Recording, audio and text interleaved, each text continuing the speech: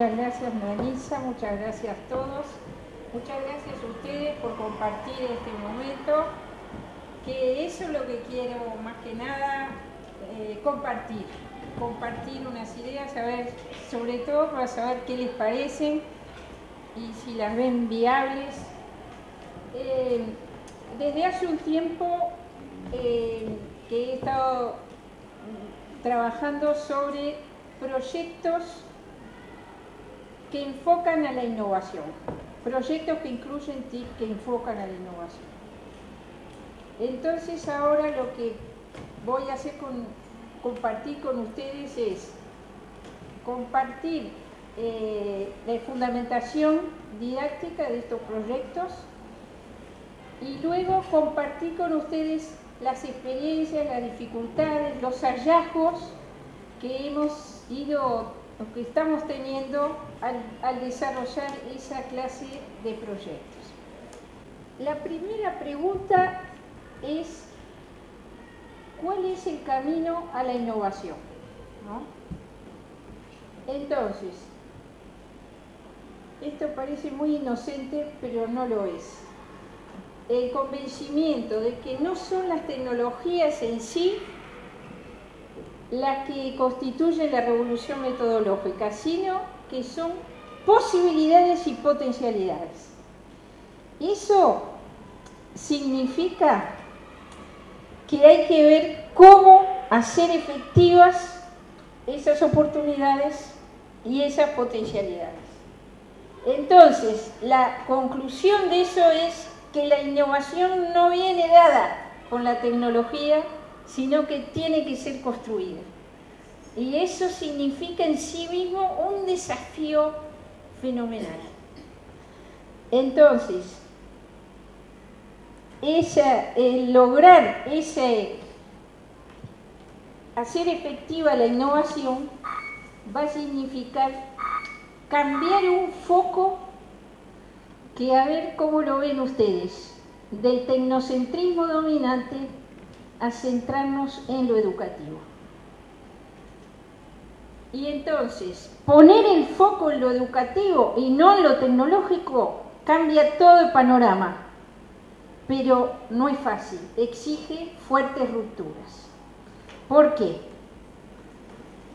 Porque tenemos un imperativo tecnológico dominante que nos hace pensar que tener el último artefacto tecnológico significa que nuestra escuela es más moderna. Y Bruno Vitale y unos cuantos actores, Bruno Vitale, otros autores, Bruno Vitale y la Universidad de Ginebra, nos advierte a los docentes que no debemos plegarnos pasivamente al imperativo tecnológico, que si no estudiamos las raíces sociales y cognitivas de los problemas, los computadores ocultarán esos problemas por un cierto tiempo nada más. Y porque existen, coherentemente con lo anterior, las extendidas estrategias de agregación. Agregación no significa integración, es decir, agregar, adjuntar. Uno de los que varios autores han hablado de esta estrategia, entre ellos de Corte de la Universidad de Lovaina, Salomon, y surgió esta idea analizando unos estudios de gran envergadura que realizó Becker en Estados Unidos en los 80, luego cuando irrumpieron masivamente las máquinas en Estados Unidos, y los resultados no fueron de esos que uno diría fenomenales, es decir, fueron de que altas expectativas que se tenían que no fueron alcanzadas. Entonces, para explicar esas altas expectativas no alcanzadas, estos autores pensaron que eso no haberse alcanzado era debido a la forma en que se habían introducido los computadores en las escuelas.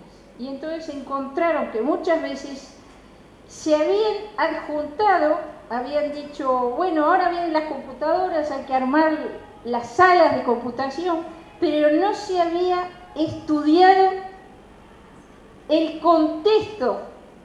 Es decir, se habían incorporado a un contexto que permanecía inalterado en todo lo demás. y cuando en realidad lo que importa es que cambie todo. Como me decía Rosita, ahora va a hacer un cambio acá. Bueno, cambiar todo, cambiar toda la infraestructura junto con los computadores, pero no dejarlo solo.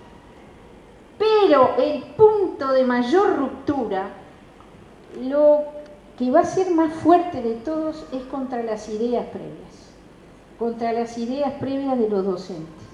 Entonces ya nos decía Papert que era muy difícil zafar de esa mezcla lineal de viejos métodos de instrucción más tecnología. Entonces nosotros hicimos un estudio, ahí está, déjala ahí, hicimos un estudio proponiendo elaborar un mapa conceptual a los docentes para que expresaran sus ideas acerca de qué era aprender con tecnología. Entonces le dimos 5 conceptos obligatorios a poner en el mapa, que era enseñanza, enseñanza tradicional, aprendizaje, computadores, y algunos, como ven ustedes, eran hechos muy ambiguos a propósito, como el de la enseñanza tradicional.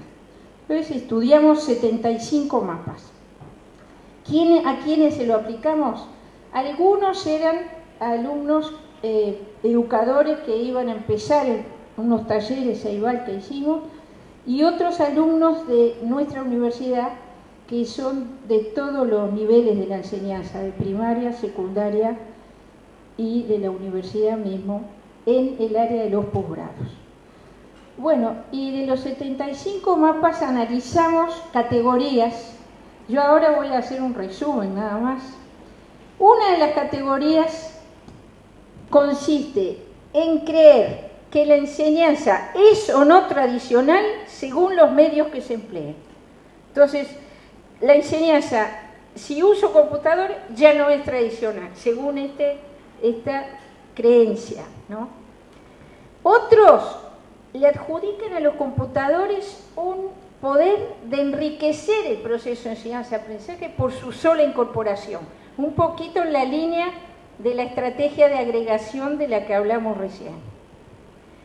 Y después hay otros, estos eran bastante importantes en número, que reconocen que lo tradicional o no depende del uso de los computadores, sino del modelo pedagógico.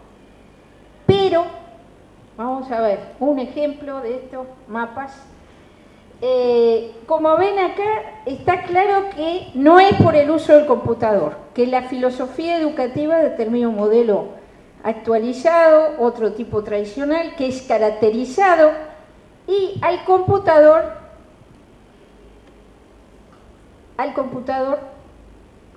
a ver si sale, ¿no sale? Dale, eso. Entonces, el computador, ¿dónde aparece? Aparece, como no podía ser de otra manera, dentro del enfoque actualizado, ¿no?